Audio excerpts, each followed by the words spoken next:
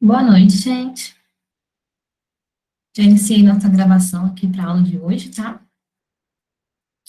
Só conferir quem já está presente aqui na aula, para a gente poder começar.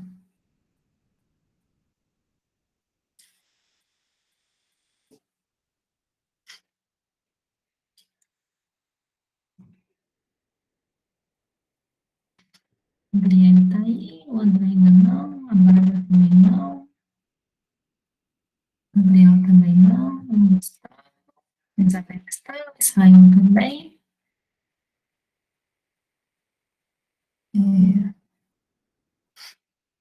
a Mariana ainda não, nem a Marina, a Mônica sim, o Milton sim, o Richelle sim, e o Vitor Canhazinha ainda não. Ok. Pessoal, vocês conseguiram ler as notas de aula dessa semana? Viram que eu deixei um videozinho sobre o paradoxo lá no Moodle? Não sei se vocês já conseguiram assistir.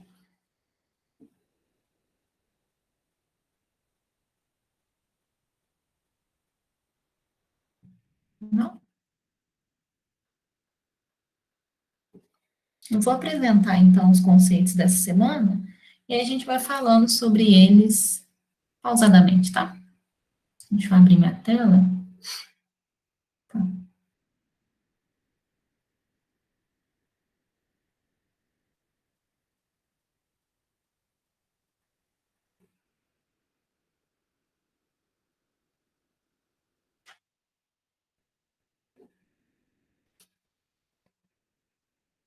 Vocês estão vendo a minha tela aí, gente?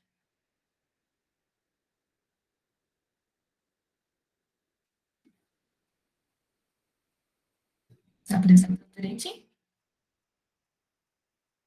Ah, tem alguns que não aparecem, realmente. Eu vou mudar o tipo de apresentação, que aí todo mundo consegue ver. Vou apresentar a tela inteira, que eu acho que quem está no celular não consegue ver se eu apresentar de outra maneira. Agora todo mundo consegue ver, certo?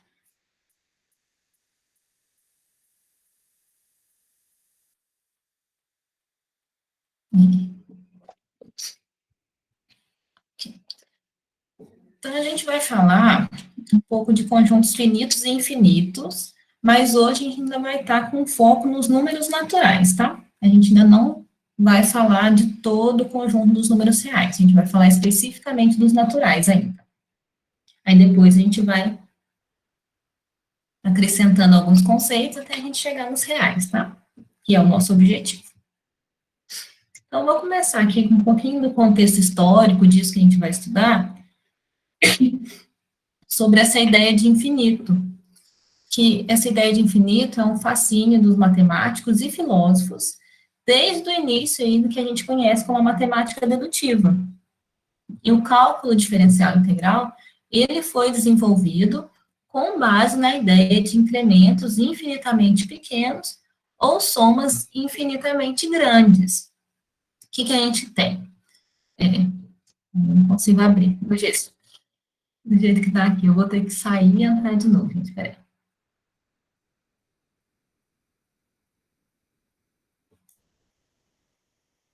A outra apresentação eu não consigo abrir.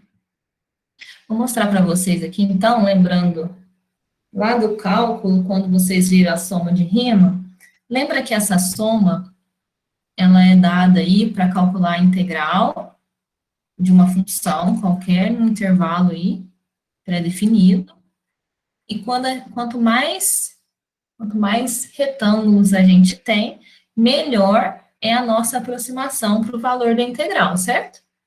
Quando a gente tem infinitos retângulos, a gente tem o valor exato da integral. Para a gente ter infinitos retângulos, quer dizer que a base do nosso retângulo é cada vez menor, tendendo a zero. Então, o que a gente tem aqui? Olha? Tem só uma ideiazinha aqui do GeoGebra. O que a gente vai fazer? Ó? Eu tenho uma função qualquer aqui.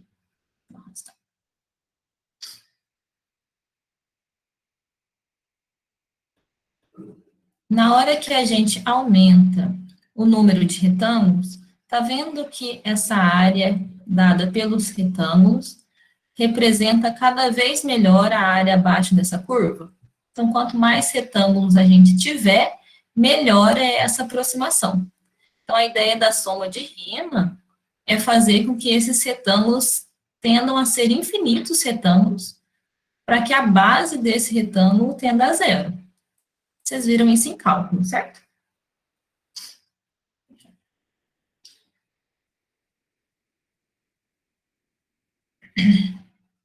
É essa ideia de infinito que a gente vai tentar trabalhar um pouco mais.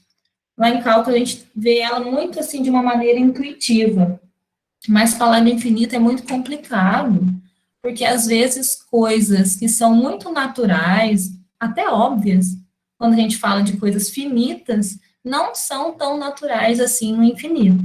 Elas tendem a se complicar um pouquinho. Foi no século XIX, com as contribuições aí do Cantor, que foi possível tratar essas infinidades de uma forma verdadeiramente matemática. Que até então se falava em infinito, mas de uma maneira mais filosófica, não com o rigor matemático que era preciso aí, que foi construído a partir de Cantor.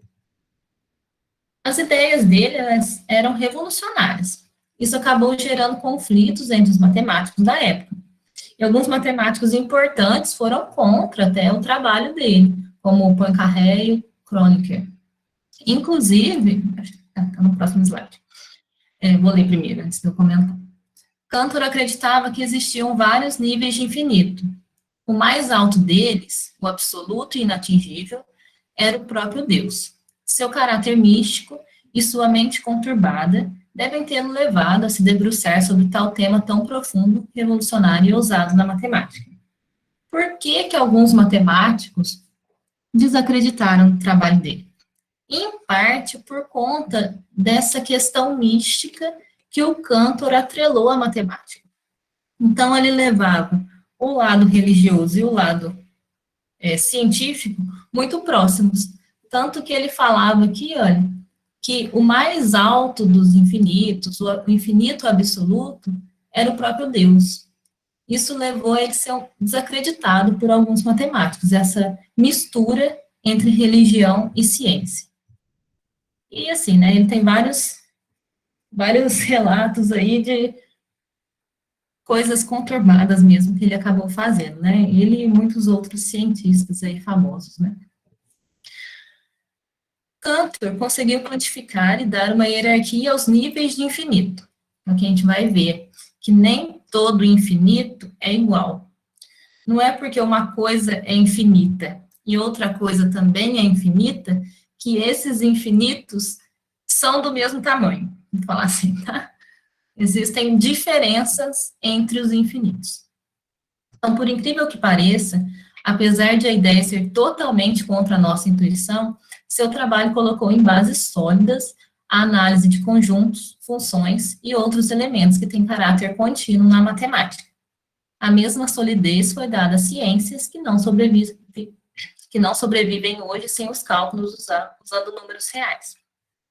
Então, toda a base que a gente tem hoje, ela veio a partir dessa construção e dessa ideia de infinitos. Até mesmo dos números naturais, tá?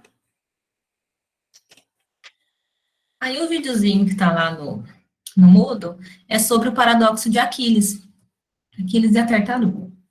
Esse é um paradoxo muito famoso. Ele conta a história de um herói grego, que é o Aquiles, e da tartaruga. Aí esse paradoxo conta que Aquiles foi disputar uma corrida com uma tartaruga, e num ímpeto aí de generosidade, ele resolveu dar uma pequena vantagem. Então, ele deixou que a tartaruga partisse alguns centímetros na sua frente. E segundo o filósofo Zenão, por mais rápido que o Aquiles se movesse, ele jamais conseguiria ultrapassar a tartaruga. O paradoxo formulado por Zenão é o seguinte: cada vez que Aquiles percorre determinada distância num espaço de tempo, a tartaruga já percorreu outra distância. Então, o que acontece? O que é a ideia desse paradoxo? A tartaruga está um pouquinho na frente do Aquiles. Na hora que o Aquiles chegar nessa posição que a tartaruga estava, ela já andou um pouquinho. Na hora que ele chegar na outra posição, ela já andou mais um pouquinho. Na hora que ela chegar de novo na posição que a tartaruga estava, ela já andou mais um pouquinho. Então, sempre na hora que ele chega nessa posição, a tartaruga já saiu desse lugar. Certo? Essa é a ideia do paradoxo dele. Aí depois vocês assistam o vídeo lá para vocês comentarem depois sobre isso, tá? Quais são as ideias que vêm daí. O estudo sistemático dos conjuntos, que teve início com Cantor, por volta de 1872. Nessa época, ele se ocupava de representação de funções através de séries trigonométricas. Com isso, ele se aprofundou nos conjuntos com pontos de descontinuidades para tais funções. O aparecimento de conjuntos cada vez mais complexos levou Cantor a ficar intrigado e começar a pesquisar sobre conjuntos infinitos. Então, ele começou aí pesquisando as descontinuidades de funções trigonométricas e acabou aí reformulando a nossa ideia de infinito. Um conceito muito importante que a gente vai falar é sobre equivalência de conjuntos. E segundo Cantor, dois conjuntos eles vão ser equivalentes quando é possível estabelecer uma correspondência que leve elementos distintos de um conjunto em elementos distintos do outro. Todos os elementos de um e de outro conjunto sendo objetos dessa correspondência. Então, o que a gente tem que fazer? A gente precisa estabelecer uma correspondência que leve todos os elementos do conjunto A no conjunto B. Essa correspondência, ela precisa ser uma bijeção. Então, a gente precisa que todos os elementos estejam correspondendo aqui e também não pode sobrar ninguém, certo? É o que a gente vai construir depois, algumas bijeções. Essa equivalência entre conjuntos é a origem do conjunto dos números naturais. Uma criança faz uma correspondência bionívoca entre elementos para abstrair a ideia de quantidade. Então, eu pus um desenho aqui, olha, o que uma criança vai aprender, né, quando ela está aprendendo a contar? Ela relaciona a quantidade de figuras aqui com o número 2, aqui com o número 3. Isso é uma correspondência. Ela está correspondendo à imagem que ela está vendo a um número, que são aí os números naturais, né? O conjunto dos números naturais que a gente conhece. Denotando por Fn o conjunto dos n primeiros números naturais, dizemos que o conjunto A é equivalente a Fn se A tem o mesmo número de elementos de Fn. Então, dizer que um conjunto é equivalente a outro é dizer que eles têm o mesmo número de elementos. Um conjunto ele vai ser finito se existir um número natural n, tal que A seja equipotente ao conjunto Fn. Então, se existir um n aqui, natural, onde a gente possa fazer essa correspondência entre os conjuntos A e Fn. Ele é um conjunto finito. Nesse caso, significa que os conjuntos têm o mesmo número de elementos, ou a mesma cardinalidade. E aí ele vai ser infinito quando ele não for finito. Então, quando não for possível encontrar o número n e fazer essa correspondência. Então, quando não existir um número natural n, onde a gente possa encontrar aí uma bijeção para os dois conjuntos. E essa ideia de cardinalidade de conjuntos infinitos, ela vai vir com o conceito de números transfinitos. A gente vai falar mais um pouco disso mais à frente, quando a gente for falar de conjuntos enumeráveis, tá? Então, para definir o conjunto dos números naturais. Para isso, a gente vai usar os axiomas de Peano. Eles servem justamente para essa definição dos naturais. Então, o que dizem esses axiomas? O primeiro, todo número natural n tem um único sucessor, que é o n mais 1. Então, apenas um sucessor. Único. Números naturais diferentes possuem diferentes sucessores. certo? A gente não vai ter o mesmo sucessor para dois valores diferentes. Isso também é um axioma. Existe um único natural, 1, representado pelo símbolo 1, que não é sucessor de nenhum outro número natural. Então, reparem que aqui a gente está considerando o número 1 o primeiro número natural, o menor deles. Não estou considerando o zero natural, tá? E o quarto, que é o princípio da indução, seja x um conjunto de números naturais. Se 1 pertence a x, e além disso, o sucessor de todo elemento de x ainda pertence a x, então esse conjunto é o próprio conjunto dos números naturais. Então, se eu estou começando meu conjunto número 1, e todos os sucessores de todos os números desse conjunto estão nesse conjunto, quer dizer que eu tenho todos os naturais. Tudo bem até aqui, né? Nos naturais, a gente tem algumas operações que a gente chama de fundamentais. Não só nos naturais, tá? Em vários conjuntos. Que é a operação de soma e multiplicação.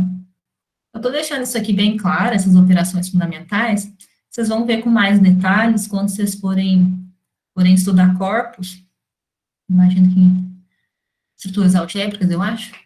A gente vai falar um pouquinho de corpo aqui, mas só algumas definições e alguns conceitos, tá? Que a gente vai precisar para a definição aí de números reais, tá?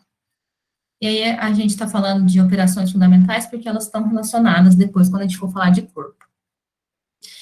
Então, a gente tem a operação de soma e multiplicação, que estão definidas aí no conjunto dos números reais. Essas operações, elas têm algumas propriedades. Quais propriedades? Que vocês já conhecem, né? Estou cansada de saber. Associativa, comutativa, lei do cancelamento e tricotomia. O que é isso? Associativa. A gente pode associar a soma da maneira que a gente quiser. Então, eu posso colocar o parênteses da maneira que eu quiser, que isso não vai interferir para mim. Comutativa, eu posso inverter a ordem da soma, que isso também não altera a minha soma. Lei do cancelamento. M mais N, se M mais N for igual a M mais P, isso quer dizer que o N é igual ao P. Certo? Eu estou cancelando aqui, ó, o valor igual. Por isso, lei do cancelamento. E a tricotomia? Então, se eu tenho três números, M, N e P, eu tenho três possibilidades. Ou M é igual ao N, ou ele é menor, ou ele é maior. Não tem outra opção. Como é que eu estou escrevendo isso? M é igual a N, M é igual ao N mais um P, ou o N é igual a um M mais um P, tá? Não tenho outra opção. Um detalhe, antes de eu continuar. Vocês já viram a demonstração dessas propriedades? Porque são conceitos que eu sei que vocês não têm dúvidas para usar, para fazer a soma. Mas eu quero dizer, por que que isso vale? Que garante que isso sempre vale? Que garante que eu posso trocar esses parênteses e isso nunca vai dar errado? Para qualquer valor aí, para qualquer número natural. Porque não é possível testar todas as somas, né? A gente não consegue aqui colocar todos os números existentes para fazer esse teste e ver que nunca vai dar errado. Como é que a gente sabe que não dá errado?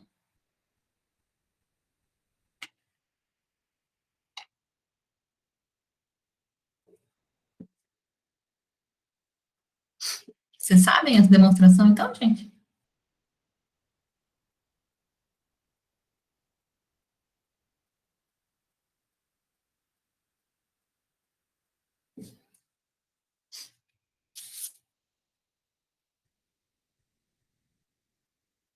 Vou continuar. Qualquer coisa, depois eu faço ela, tá? Um videozinho. A gente vai falar de relação de ordem. Essa relação de ordem, ela é muito útil, inclusive nas demonstrações, né? Em todas elas, na própria definição dos nossos números reais. Se a gente tem mn natural, a gente vai dizer que o m ele é menor que o n, para significar que existe um valor p natural, tal que o n é igual a m mais p. Porque se o n é maior que o m, então quer dizer que ele é m mais algum valor. E da mesma forma aí, ó, se o n for menor que o m, então quer dizer que existe um valor p que somado com o n resulta em m. Isso que diz a nossa relação de ordem.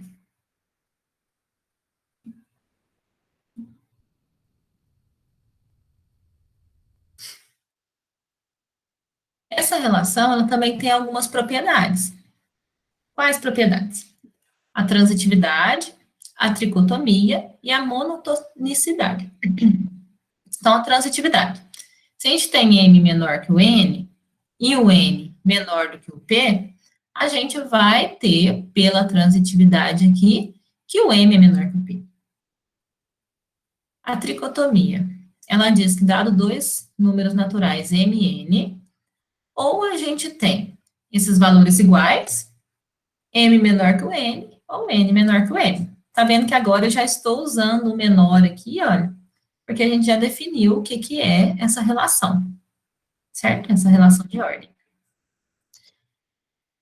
E a monotonicidade, o que, que ela diz? Se a gente tem um valor m menor do que o n, na hora que a gente faz m mais p, isso continua menor do que o n mais p, para qualquer que seja o p natural, certo? Então, vamos ver uma demonstração para essas propriedades. Vou fazer a última, tá? Então, o que, que a gente tem? A gente tem que o m é menor do que o n. Então, por definição aí da relação de menor, a gente tem que existe um valor r natural, tal que esse n, ele vai ser o m mais um valor r, certo? Porque o m é menor que o n. Daí, o que, que a gente vai fazer?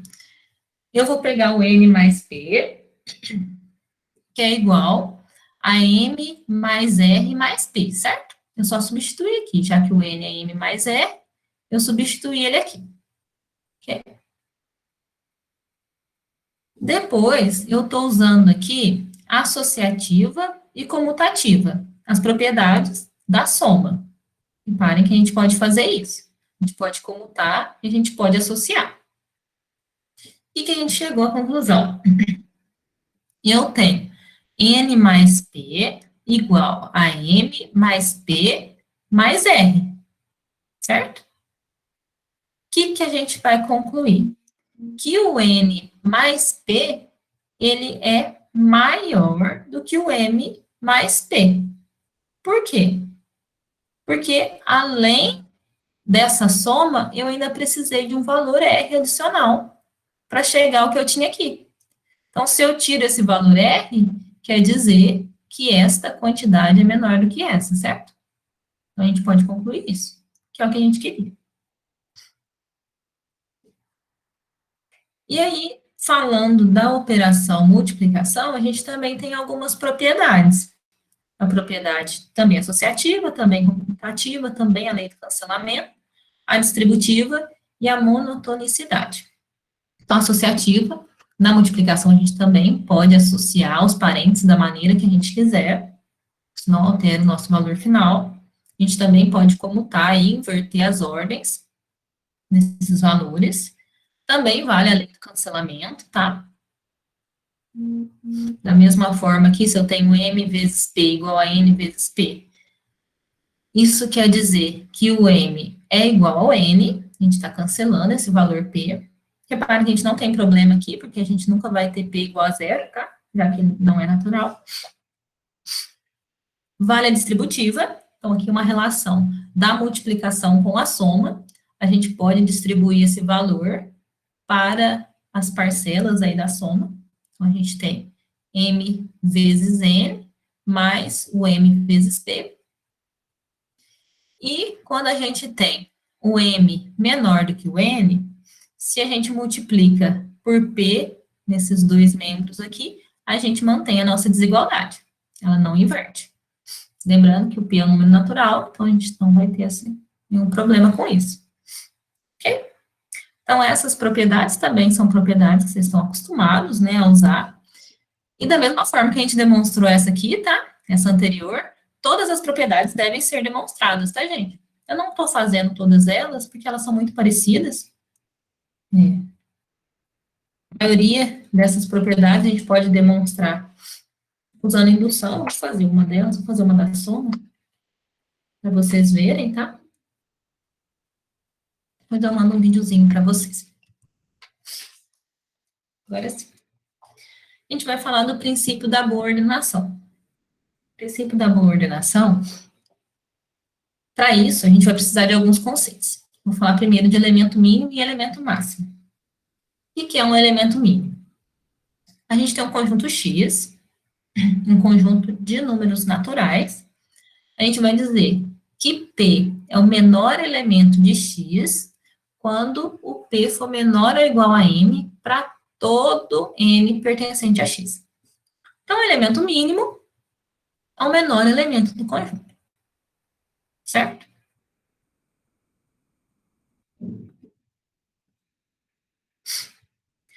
Elemento máximo. Seja X um conjunto de números naturais. Dizemos que P é o maior elemento de X quando P é maior ou igual a N para todo N pertencente a X. Certo?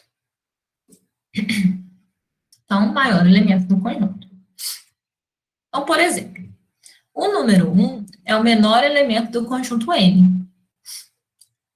Mais do que isso, qualquer que seja o conjunto X de números naturais, então qualquer subconjunto dos números naturais, que contenha o número 1, o 1 vai ser o menor elemento desse conjunto.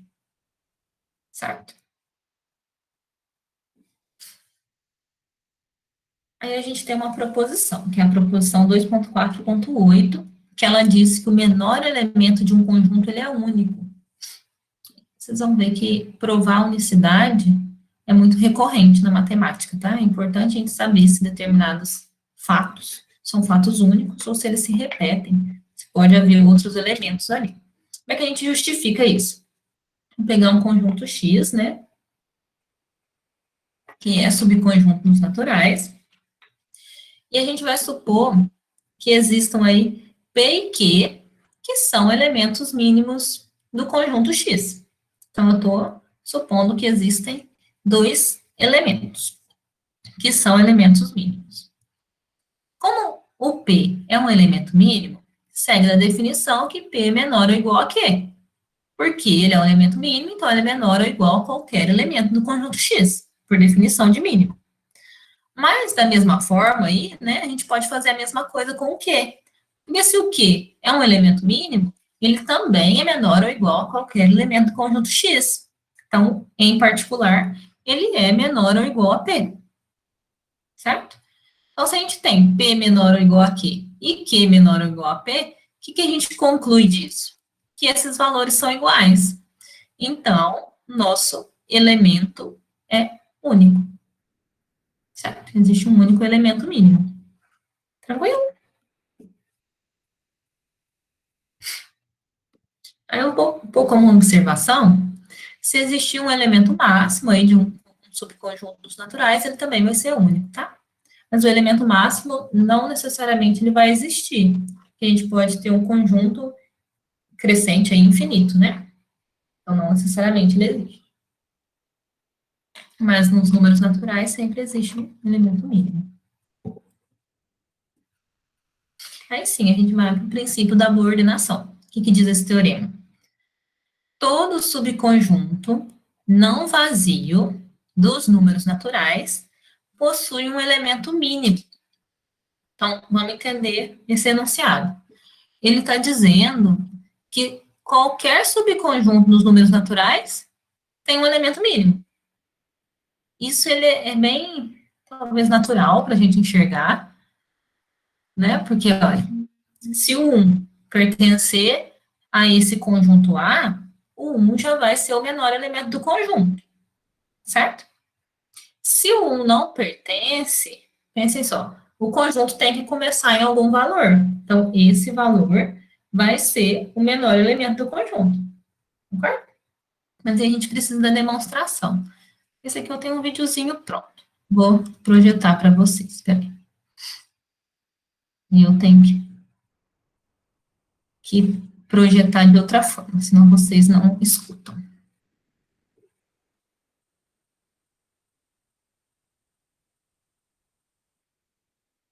Tudo bem até agora, gente? Alguma dúvida?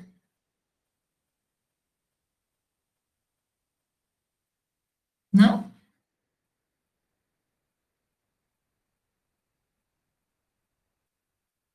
Tranquilo essas ideias, as demonstrações? Sim. Então, eu vou pôr o videozinho aqui com a demonstração daquele teorema, tá? A gente vai ver uma demonstração para o teorema 2.4.9, que fala do princípio da boa ordenação. Então, o que diz esse teorema? Que todo subconjunto não vazio A dos números naturais possui um elemento mínimo. Então, o que está dizendo nesse enunciado? Que todo subconjunto dos números naturais tem um elemento mínimo. Então, tem um valor aí mínimo para o conjunto. Todos os conjuntos que estão contidos nos números naturais. Para fazer essa demonstração, a gente vai precisar de uma afirmação. Então, qual é a nossa afirmação? Se n é um natural, então não existe um valor p que está entre n e o seu sucessor. Então, se a gente está falando em números naturais, eu tenho um número, o próximo valor é o seu sucessor. Não tem nenhum valor entre eles, certo? Como é que a gente justifica isso? Suponha que exista. Suponha que exista um valor p que está entre n e o seu sucessor.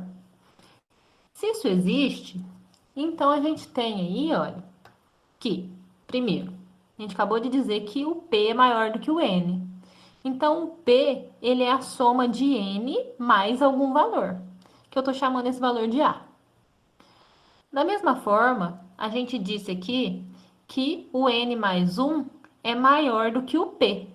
Então, n mais 1 é p mais algum valor, que eu estou chamando de b. Então, reparem que a e b também são números naturais. A partir daí, o que a gente vai ter? Eu vou pegar o n mais 1 igual ao p mais b e vou substituir o valor de p na segunda igualdade. Então, a gente vai ficar com n mais 1 igual a n mais a mais b. E aqui a gente vai usar a lei do cancelamento. Então, eu posso cancelar os valores iguais aí nos dois membros dessa igualdade, que foi o que a gente viu ali anteriormente, certo? Na hora que a gente faz isso, a gente fica com a seguinte igualdade. 1 igual a mais b. Isso é um absurdo. Por que que é um absurdo? Se a e b são números naturais, essa soma não pode resultar no número 1. Porque o menor valor possível para essa soma seria 2, com a e b igual a 1. O resultado sendo 1, inviabiliza essa soma. Ela não pode ser feita com números naturais. Então, é um absurdo. Da onde veio esse absurdo? Da gente supor que existe um número entre n e o seu sucessor. Então, essa nossa suposição, ela está errada. Então, a gente tem que admitir que não existe nenhum valor p natural que satisfaça essa condição. Então, se a gente tem um número, o próximo número aí, com certeza é o seu sucessor, n mais 1. Agora, para fazer a demonstração desse teorema, a gente vai dividir em dois casos. O primeiro caso, quando 1 pertence ao conjunto A. Se o 1 pertence ao conjunto A, a gente não tem muito o que mostrar. Porque se 1 pertence ao conjunto A, o número 1 é o menor valor de A. E pronto, ele é o seu elemento mínimo. Né? 1 é o menor valor de todos os subconjuntos dos números naturais que o contém. Agora, o segundo caso. E se o número 1 não pertence a? Se o 1 não pertence a, a gente vai considerar o seguinte conjunto. O conjunto IN, que são dos números naturais aqui até esse valor n, e o conjunto x, que é o conjunto também dos números naturais, tais que n está contido em n menos a.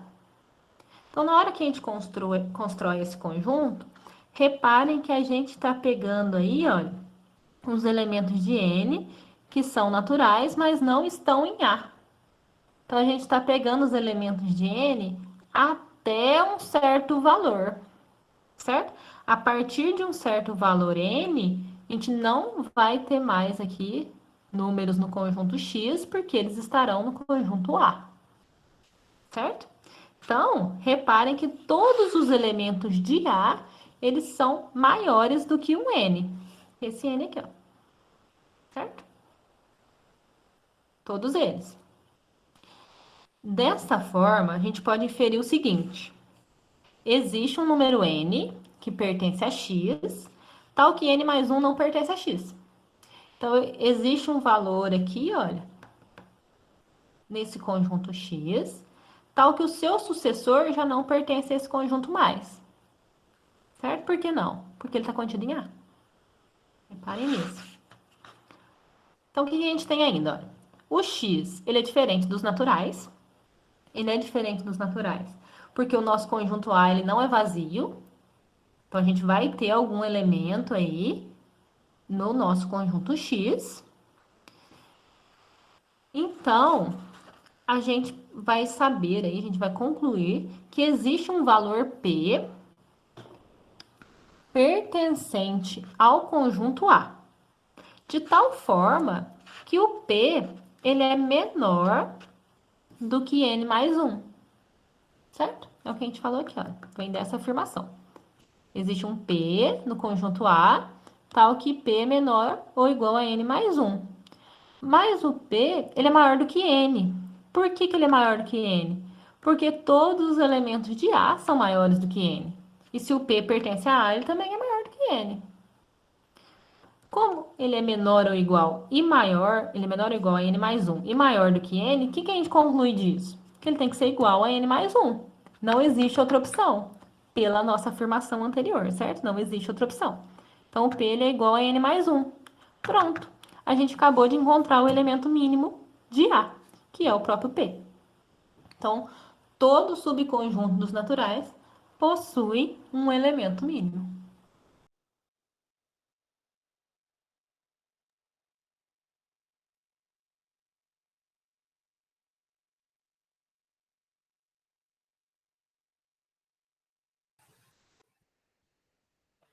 Gente, tranquilo essa demonstração? Tem alguma dúvida? Deu para entender o que foi feito, como que a gente justificou cada parte? Vocês não vão falando nada, eu vou achando que tá tudo certo, tá, gente? Vou continuando. Ok? Tudo bem essa demonstração aqui, então? A gente tem um segundo teorema que diz o seguinte: seja A um subconjunto de N, onde N aí é o conjunto P dos naturais, onde P está entre 1 e N. Então, dos N primeiros termos aí dos números naturais. Se existe uma objeção de N em A, então esse conjunto A, ele é o próprio conjunto de N. Então, vamos entender esse enunciado também. Ó. Eu tenho que o A, ele está contido no conjunto N. Então, ele está contido no conjunto dos N primeiros naturais, certo? Ele é um subconjunto ali. Se a gente consegue construir uma bijeção desse conjunto A no conjunto IN, o que acontece? Eu tenho o conjunto A, todos os elementos dele também são elementos de IN, porque ele é subconjunto. Na hora que a gente constrói uma bijeção, a gente faz uma correspondência de 1 a 1, né? A gente relaciona cada elemento desse conjunto com cada um dos elementos desse conjunto. O que a gente vai concluir? Né? Que o número de elementos do conjunto A também é igual ao número de elementos do conjunto de N, concorda? Se eles têm os mesmos elementos e a mesma quantidade de elementos, a gente vai concluir que eles são iguais, certo? Através dessa bijeção. Antes de fazer essa bijeção, vamos ver uma construção de uma bijeção numa função específica primeiro, como um exemplo? Ah, vocês não estão vendo a minha tela, né, gente?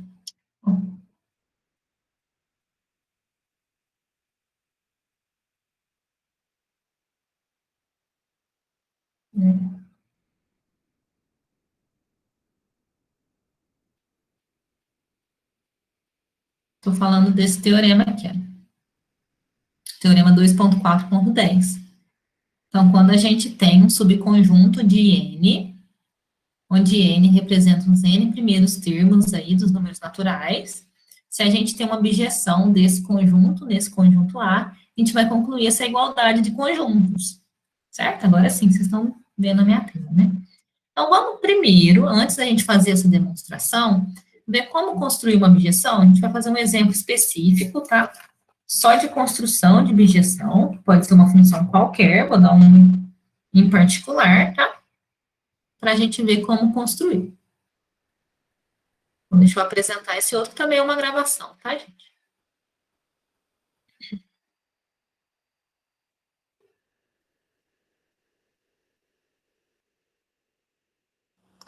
A gente vai ver um exemplo de como construir uma bijeção nos conjuntos dados.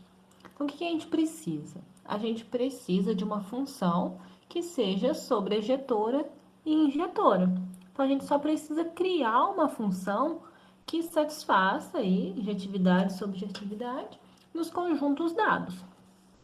Então, aqui como exemplo, a gente vai construir uma objeção dos conjuntos dos números naturais e o conjunto dos números ímpares positivos. Então, eu quero uma função que relacione todos os números naturais com todos os números ímpares positivos. O que a gente vai pensar, então? Vou pegar o conjunto A, que é o conjunto dos números ímpares positivos. Então, 1, 3, 5, 7, assim vai, conjunto infinito. E aí eu vou pegar uma função dos naturais nesse conjunto A. Quem vai ser a minha função? A minha função vai pegar o n natural e vai fazer 2 vezes n menos 1. Na hora que eu faço esta função, reparem que eu pego todos os números ímpares, os ímpares positivos, né? Fazendo a construção desse jeito. Então, a gente só tem que especificar que essa função é sobrejetora e injetora, que aí a gente já vai ter uma bijeção para os nossos conjuntos. Então, aqui, por que ela é bijetora?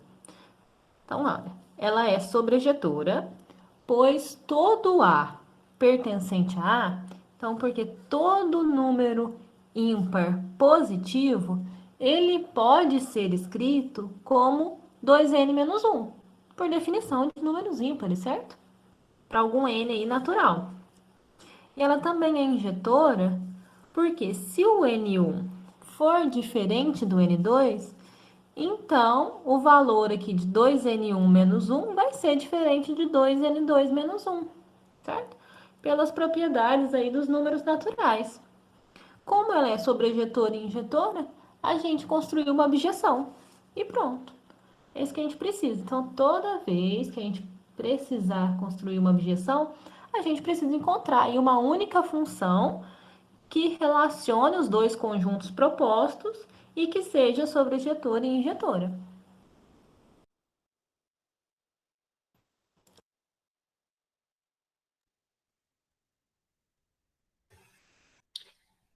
Tudo bem essa construção de função objetora? Lembrando que essa é uma função, tá? Ela não é não precisa ser única, tá? Não necessariamente ela é única. Poderia construir outras funções que dessem certo com aquele conjunto, mas aquela é a função mais óbvia, assim, né? Usando aí a ideia da definição de números ímpares mesmo, né? Então, a gente pode construir qualquer função que seja bijetora e que relacione os dois conjuntos que a gente está precisando, certo? Estão sendo solicitados.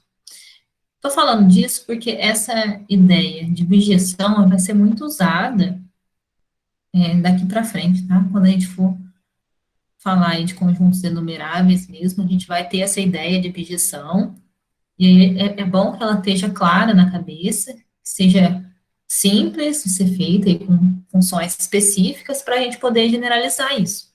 Bom, então agora a gente vai demonstrar aquele teorema. Então, fazer a demonstração aqui com vocês desse teorema 2.4.10, tá? Agora, a gente vai ver uma demonstração para o teorema 2.4.10. Esse teorema ele diz o seguinte: seja A contido em N, onde N é dado pelo valor P natural, tal que P está entre 1 e N. E aí a gente tem também o A sendo diferente do conjunto vazio. Esse teorema ele diz que se existir uma objeção f de IN em A, então o A é igual ao próprio IN. Então vamos entender esse enunciado. O que está dizendo nesse enunciado? Está dizendo que, primeiro, o conjunto IN é o conjunto dos N primeiros números naturais, certo? Até esse valor N. O nosso conjunto A é um subconjunto aí desse conjunto IN. Então, se a gente construir uma objeção do conjunto IN em A, isso quer dizer que esses dois conjuntos têm a mesma quantidade de elementos, né? Porque é uma objeção, concorda? Se eles têm a mesma quantidade de elementos e o conjunto A é um subconjunto do conjunto IN, então quer dizer que todos os elementos de A também são elementos de N. Tendo uma objeção, eles têm a mesma quantidade de elementos. Faz sentido a gente concluir que esses conjuntos são iguais, certo? Então é isso que a gente vai fazer. Então a gente vai fazer essa demonstração usando indução, que a gente vai ver se isso é verdade para qualquer que seja esse N, tá? Essa é a nossa intenção aqui. Note que se o N for 1, essa afirmação é verdadeira. Por que ela é verdadeira? Se o N é igual a 1, então o nosso conjunto IN aqui é o I1, que tem apenas o número 1 como elemento desse conjunto. Então a gente pode definir uma objeção que leva o f de 1 no próprio 1. Como a gente tem aí o nosso conjunto A sendo um subconjunto desse conjunto I1, e o nosso conjunto A não é vazio, segue que o conjunto A é o mesmo conjunto I1. Então, a afirmação é verdadeira para n igual a 1. Que vai ser a nossa hipótese de indução aqui? Então, a gente vai supor que essa afirmação é verdadeira até um n igual a k. Então, o que a gente está supondo? Que se existe uma objeção de ik até o conjunto A, então esses conjuntos são iguais. O A é igual a ik. O que a gente quer mostrar? A gente quer mostrar que se existe uma objeção, estou chamando de F' aqui, tá? Do ik mais 1 no conjunto A união um elemento A aqui, tá? Então, esse conjunto é igual ao ik mais 1. Por que eu estou fazendo isso, né? Porque reparem que o conjunto A, ele vai se alterando à medida que o n cresce, né? A gente também altera os conjuntos. Então, eu estou alterando aqui e colocando um elemento qualquer A, tá? Então, note que dada a objeção ik mais 1 no conjunto A união com A, qual objeção que a gente vai construir? Então, que função que a gente poderia pensar? A ideia é usar a mesma função da nossa hipótese de indução, acrescentando uma correspondência. Qual correspondência é essa? Na hipótese de indução, a gente tem aí a função, a objeção definida até um valor k. Para o valor k mais 1, a gente não tem essa definição. A gente não sabe qual é a correspondência aí para essa objeção. Então, a gente vai criar só mais essa correspondência. Então, o valor k mais 1, a gente vai corresponder justamente a esse novo elemento, que é o A, que está sendo aí, olha, acrescentado no conjunto A. certo? Então, a gente vai manter a mesma função anterior, a função f, e acrescentar esta linha para quando x for igual a k mais 1. Se a gente fez isso, a gente acabou de ver que a gente tem aí, olha, k mais 1 elementos nesse conjunto. E esse conjunto, ele está contido no IK mais 1. Se ele está contido no IK mais 1, tem K mais 1 elementos, a gente tem o que a gente queria. Esse conjunto é o próprio IK mais 1.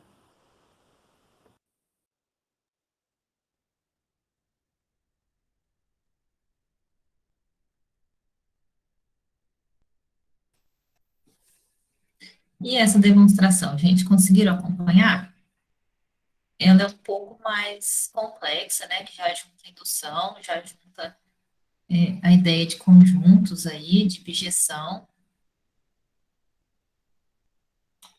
Deu para entender a ideia, né, da demonstração? Deu?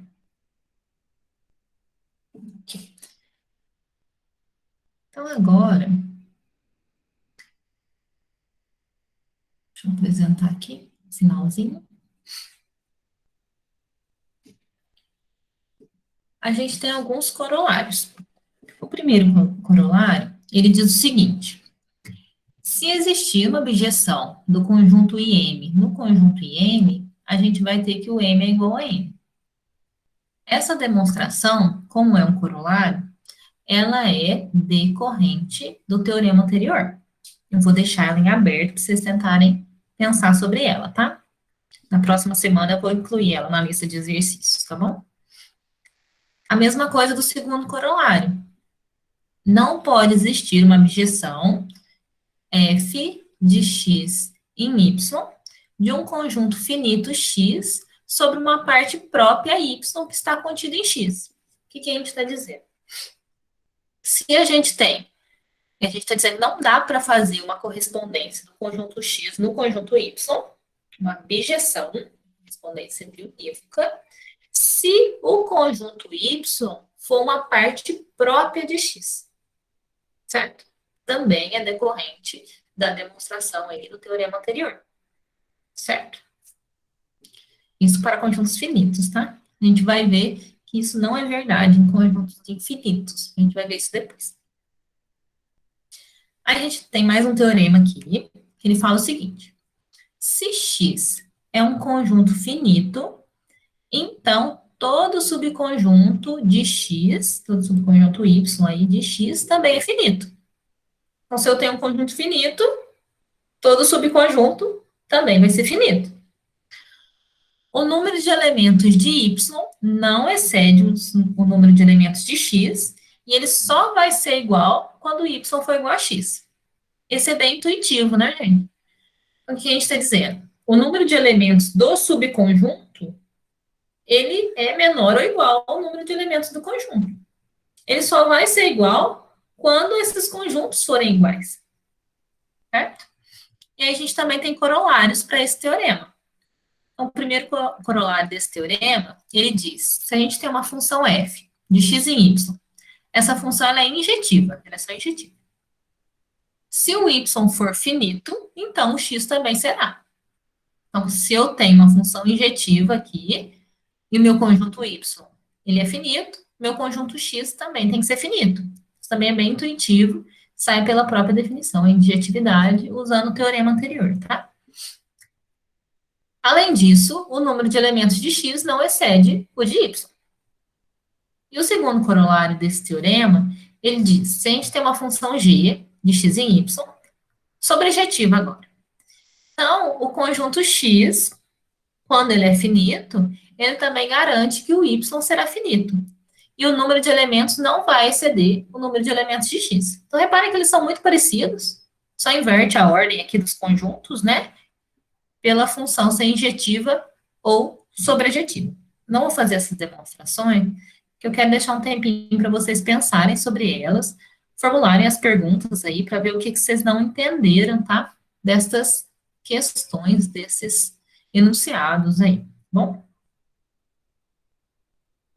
Gente, alguma dúvida sobre isso que a gente está falando? Sobre a parte dessa semana, os conteúdos dessa semana? Qualquer coisa, vocês me procurem, tá? Para a gente ver essas dúvidas, tá bom? Depois eu vou fazer mais uma demonstração também para mostrar para vocês como é que a gente mostra aquelas propriedades da soma dos naturais, que são propriedades tão comuns, mas a demonstração nem tanto. Eu vou fazer uma delas para a gente compartilhar aí, tá? Tranquilo, gente? Sem dúvidas?